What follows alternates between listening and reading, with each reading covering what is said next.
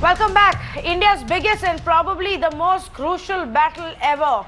Across the world, in fact, that's what it is. Times have never been so bad since the World War that we saw almost a century ago. Now, at the front line of this battle is the medical fraternity. At the front line are our corona warriors, the doctors, the nurses, the paramedics, the entire medical support staff, even our policemen who are right there at the front line dealing with this situation and ensuring that we are safe, ensuring that the infection is contained while risking their own lives. Do you realize, viewers, that every single time they step out of their homes to do their job as a corona warrior, they risk their own health, they risk their own safety for us and for this country. Unfortunately, we are not thanking them the way we should be. Unfortunately, we found the worst ways to show our gratitude.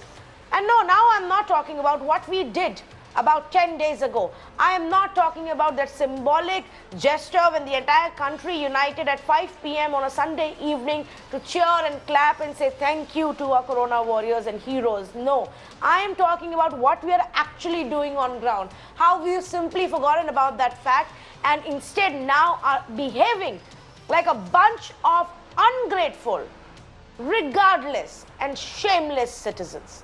And I will give you some examples which will make you also hang your head in shame.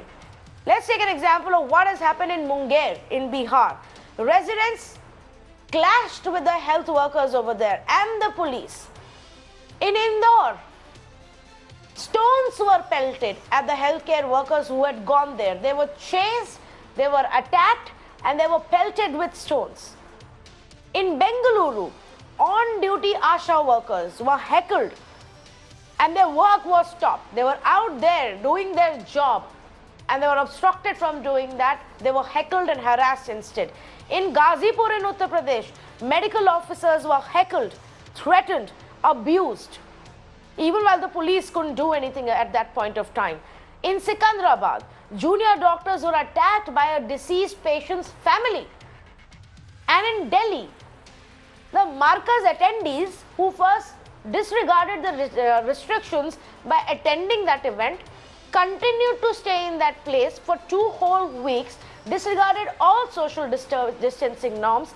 Now that they have been evacuated from that place and put in a quarantine facility, they have the audacity to behave badly with the authorities. They are complaining and whining and spitting on the medical staff present there. Can you imagine that? Can you imagine how as people sometimes we can get so thankless and so shameless?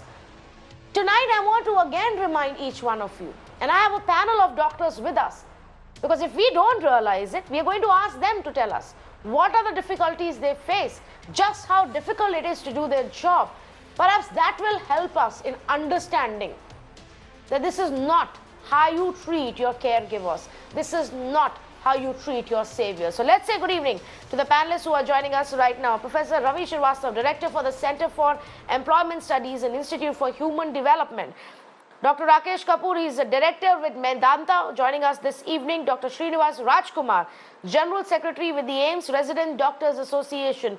And Dr. Satish Satyanarayan, Additional Director, Neurosurgery for Fortis Hospital in Bengaluru, joins us this evening. Dr. Srinivas, let's begin with you. We had you on our show about 10 days ago. The problem at that time was that the healthcare workers were being ostracized from their societies. Now it seems to have become worse. Now doctors and nurses and medical staff are being attacked and assaulted.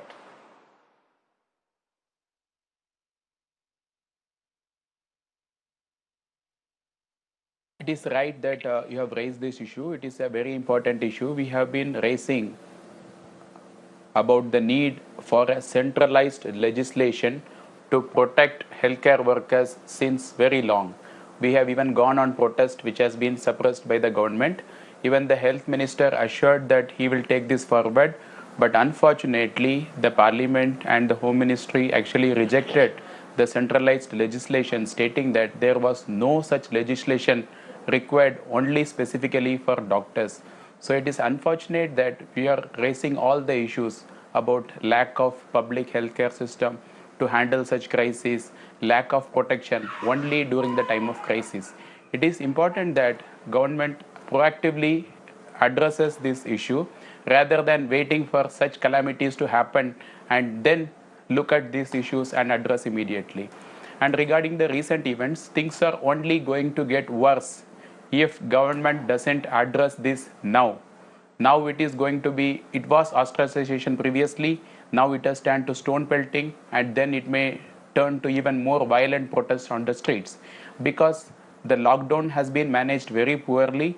PPE has been very poorly made available to the doctors, and things are just going to get worse because our healthcare system is not ready to accommodate the increasing number of cases which are being detected. Just as you see, when the number of testing is going increasing, the number of cases is also increasing, and most of the cases have to be provided some kind of support if they are symptomatic, and our healthcare is grossly underprepared to manage this calamity. So it is very important that these issues are addressed on a very, very urgent basis so that things don't get worse. Yes, I completely agree with you, and in fact, I will be raising the issue of that legislation in just some time from now.